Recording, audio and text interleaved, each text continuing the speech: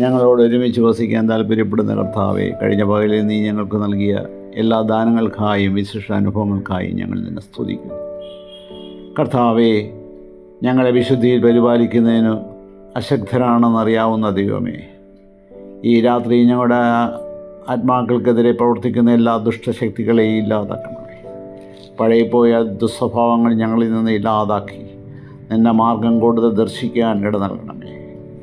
കർത്താവെ, നിന്നെ അനുസരിക്കാൻ, നിൻ്റെ കൽപ്പനകളെല്ലാം അനുസരിച്ചാൽ നിങ്ങളെൻ്റെ ജനവും നിങ്ങളുടെ ഭാവി ശുഭവുമായിരിക്കുമെന്ന് അരുളി ചെയ്ത സ്വർഗീയ പിതാവേ, ഇന്നേ ദിവസം നീ കരുണയോടെ ഞങ്ങളെ സംരക്ഷിച്ച് ഇത്രത്തോളം ആരോഗ്യത്തോടും ക്ഷേമത്തോടും കൊണ്ടുവന്ന പിതാവേ, നിന്നെ സ്തുതിക്കാതെ നിൻ്റെ നന്മകൾ സ്മരിക്കാതെ അവിടുത്തെ വിശ്വസ്തത വിണ്ണോളം വാഴ്ത്താതെ തലചായ്ക്കാൻ ഞങ്ങൾക്കാവില്ല.